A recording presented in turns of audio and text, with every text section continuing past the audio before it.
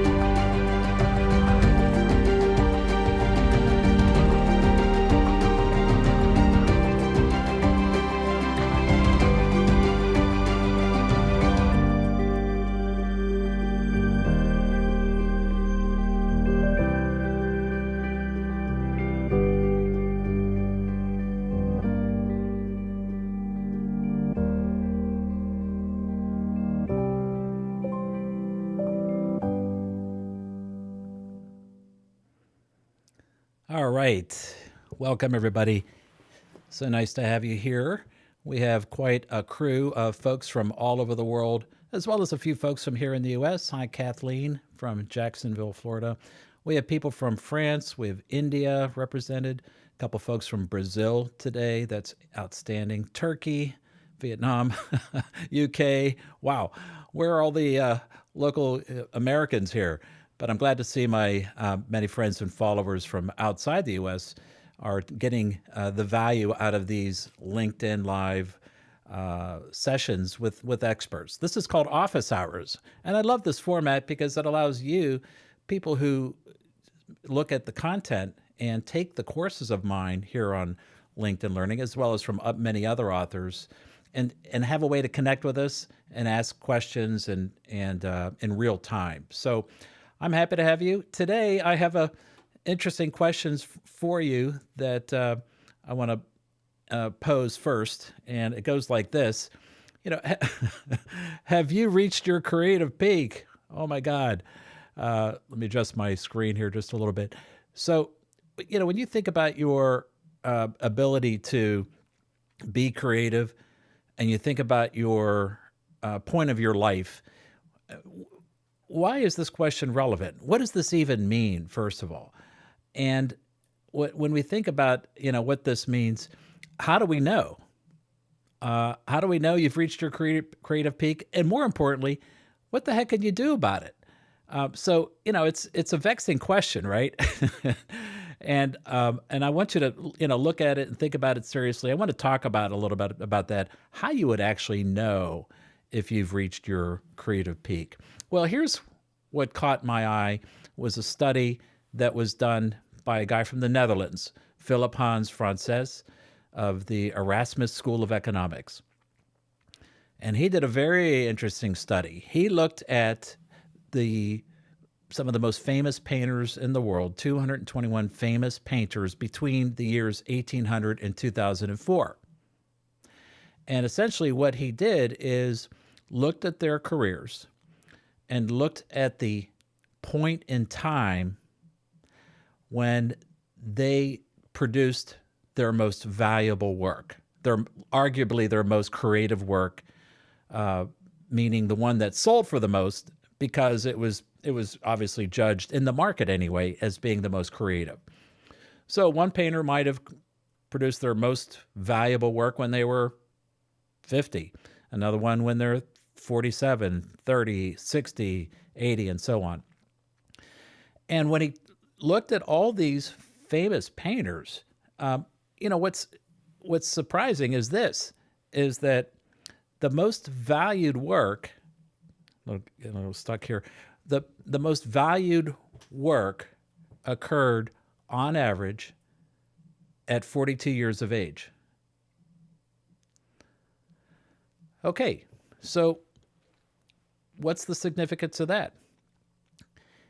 He went a little bit further and looked at the age they created their most creative work versus their total lifespan.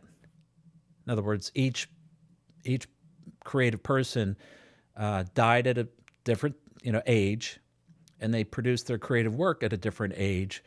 And when he looked at all the data, here's what he found: that the creative works occurred at about the 62 percent point of their lifespan. Now think about that. Meaning, at the 62% point of their lifetime, if they live to 100 years old, 62% at age 62 would be that predicted age when someone would create their most valuable and creative work. Now, I think that's kind of interesting, because what does it mean for the rest of us? What if this were transferable to other domains than just painting? Now, what the researcher noted is there's something pretty interesting about that 62%. Do any of you recognize that? Do any of you remember what that might mean from a mathematical and statistical point of view? Well, the 62% point in something is indicative of what's called the golden ratio. And what's true is that this ratio is found in nature in many aspects, many ways. What it is it's we call it the pleasing proportion. And if you divide the sort of the long and short, if you look at these ratios between dimensions of things, you find that there's this 1.618, or translated into 62%, the golden ratio, that ultimately is the sweet spot. It's that nice point where people just seem to really like what they're seeing, and you can see it in people's faces. You can see it in the design of furniture. You can see it in the design of animals in nature, seashells, for example, which is kind of what you see on that screen that looks like a seashell in a sense.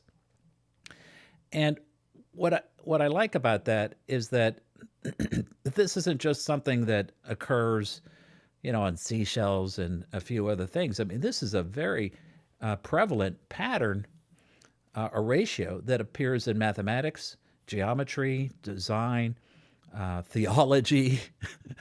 It's been recognized in many domains as a relevant proportion. And here, all of a sudden, this researcher from the Netherlands looks at these famous artists and finds out, son of a gun, they produce their most creative art at a point in time that equates to the golden ratio. Does that mean your life's going to go in a circle like a seashell, and at that 62% point is kind of your peak? Well, let's talk about that. I mean, my sense is, first of all, is it realistic to think that people have a peak in their life? Sure. I think peak can be defined in many ways. Peak of happiness, peak of health, peak of career performance, energy level. If you're an athlete, you reach the peak when you no longer can improve your race time or other outputs. A hockey player, for example, stops scoring so many goals and they decline over years. Well, you've reached your peak. In a professional sense, think about your life, your career. When did you, or is it realistic to think that there's going to be a point in your life where that's your best work ever? Yeah, I mean, that's kind of what it means. I don't think that's unreasonable. Yeah, I look back at my life, and I'm willing to admit that, yeah, there was a point when that was my best work. Not hardest work or biggest, even your biggest accomplishment. That's not what I'm saying. We're talking about creativity here. So your most creative output ever, whether it was in a work domain or some other domain, when did you have it? Now, is it transferable to other domains? I think so. I think the 62% is something to take a close look at. And here's what it means. Let's say you'll live to age 90. And you can look this data up. You can believe it or not, find out pretty closely when the statistics would suggest how long you're going to live. I think for me, it's something. I think it's like 94. I'm hoping my mother's 93. Let's hope I can keep kicking that long. But if, let's say, it's age 90, pretty reasonable for something that's lived a good long life. You'll reach your creative peak at age 56. Now, how does that feel to you? How does that land with you? Where are you right now? Okay, so let's say you are at age 25. Okay, you might be thinking, well, wait a minute, I'm doing a lot of great creative work now, but you have a long time to live. You got another 25 years before you even reach 50, and your creative output is going to just grow and grow and grow. If you're past 56, okay, what does that mean? What are you supposed to take away from that? I'm going to talk about that in a minute, but I want to think more about this relative number, age 56, the mid to late 50s in a person's life, in a person's career. Why would we think that this age would be the point where your most creative work is going to happen? Well, here's my take on it. Think about what is happening in your career at around age 55, between 55 and 60. I know for me and from everybody else I observe, special things start to happen when you get to about this age. First of all, you have clarity. You kind of know where you're going to land in terms of your career direction and life direction. Not total clarity, but you're a little more settled at that point. Some things aren't going to happen the way you thought they would. Other things are. You have to be okay with it or not okay with it. It doesn't matter.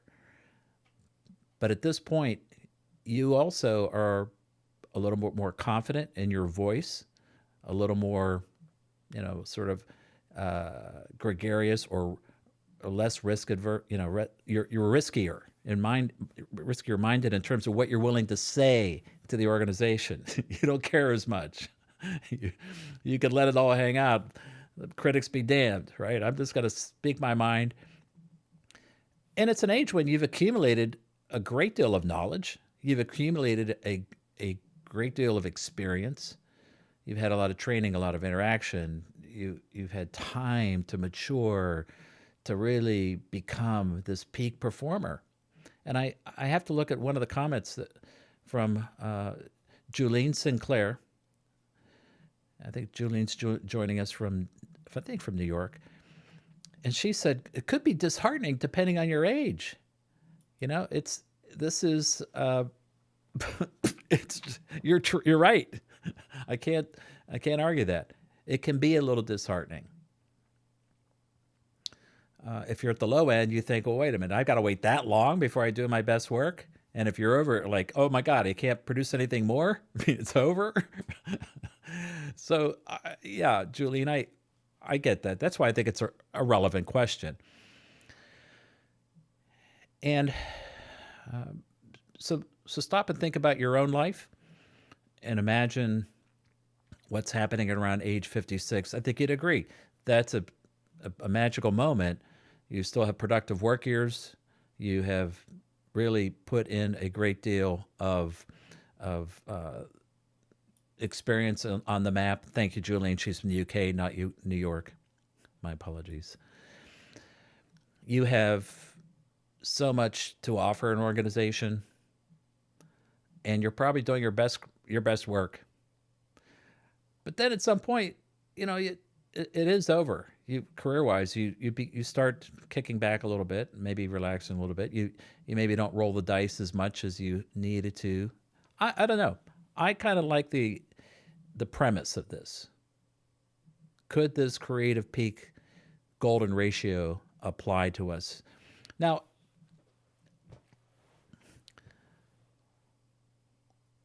here's my advice.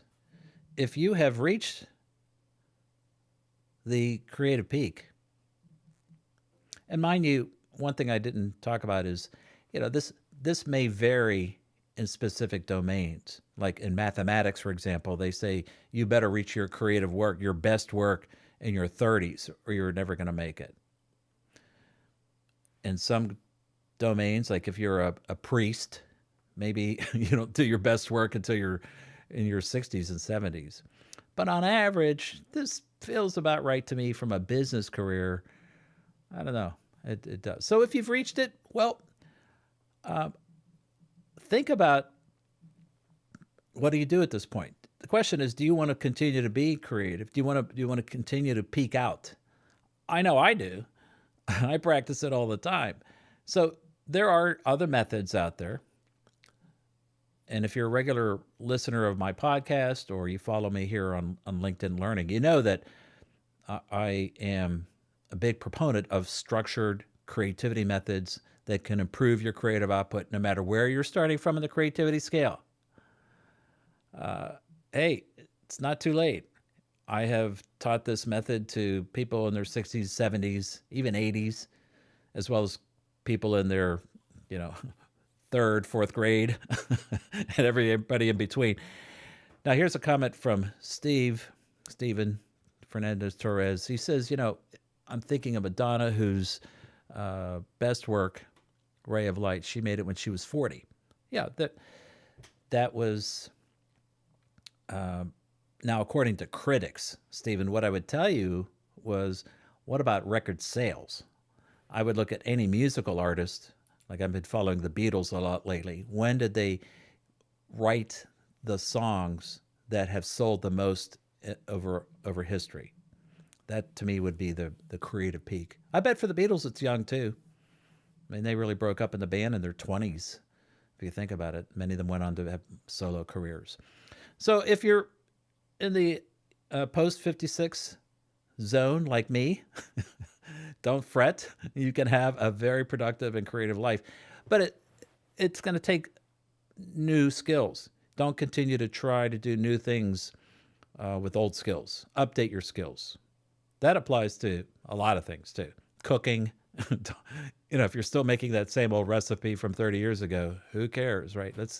Let's up the game a little bit. And creative output, there are a lot of endeavors where you can apply creative thinking, and that's up to you. If you want to keep peaking out, as I say, that's really the way to look at it. Now, if you haven't reached your creative peak, if you're in your 30s or 40s, and as you start getting into your 40s and late 40s especially, folks, I'm telling you, start taking more risk with your creative ideas. Don't let the organizational hierarchy beat you down. Start taking more risk. Have confidence in your ideas. Rock it, baby. What are you waiting for? What do you want to accomplish in your life? Time is running out, so get in there and be less concerned about what you say and how you say it. Because I'm talking from experience, I was always very careful in the corporate world, to say the right thing, to be a good corporate citizen, which is fine. But at some point, you've got to be a little bit of a heretic, a little bit of a maverick in your thinking. It's okay. That is going to do a couple things. When you adopt that attitude, I think you find yourself being more creative. You're going to get creative ideas and get them out there and put them on the table and be damned to what people think of you. It's okay. If you want to make a difference in this world and in yourself and how you feel about yourself, get your ideas out. Plant your flag, darn it, and get your creative ideas out there. It's not too late. So that is it. Let me go ahead and sort of summarize what we've talked a little bit about here, looking for any questions. If you have questions or comments, please put them in the comment section. We have a nice comment here. Yeah, taking more risks, the thing to do.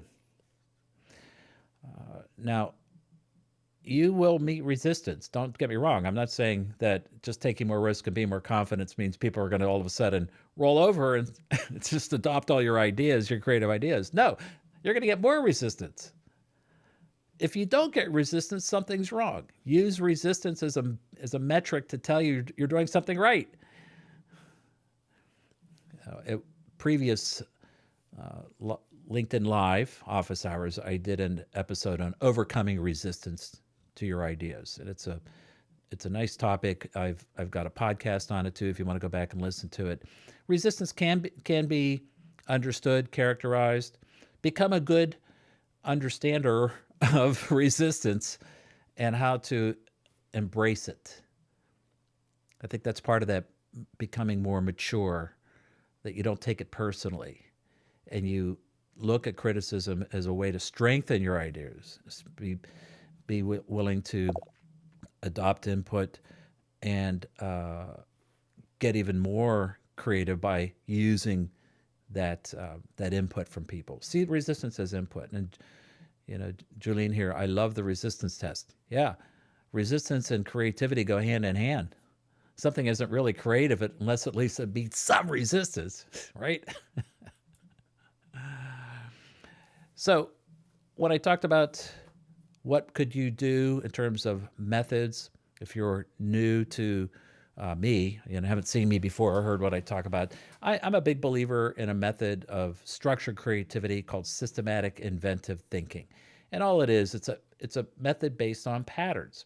What's interesting is that for thousands of years, everyday inventors and creators have used patterns in their inventions. These famous painters that were included in the study had patterns. They had distinct patterns. Look at Picasso or Pollock or Rothko, any of the great thinkers and creators. Look at scientists, musical artists, Paul McCartney, the Beatles. They use patterns, and you can use patterns too. Patterns are not a detriment to your creative output. They're a boost to your creative output. And it doesn't matter where you're on the creativity scale.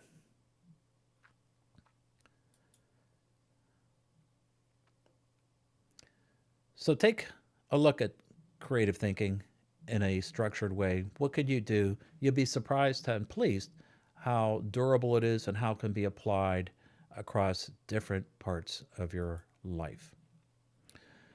Okay, that is it for today. Let me tell you a little bit about what's going to happen next week at the same time next week, Tuesday at 11 a.m. I will be in Dubai, and I'm really excited about the trip. It's my first time to Dubai, but I will be live streaming from Dubai this time next week on the future of innovation. I'm attending a conference, and I'm a keynote speaker on this very topic, the future of innovation. So I will have given the presentation earlier that day, and we'll live stream it later that night from the venue. Really excited about that. I am visiting the tallest building in the world, the Burj Khalifa, on Saturday. But most of you will want to enjoy your weekend. I don't expect you to get up and listen to me live stream from the top of the world's tallest building.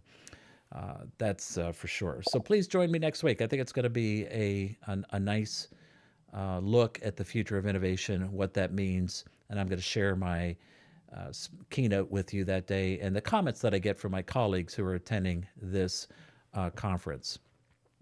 So to be sure to go to LinkedIn and hit the follow button. Follows are good.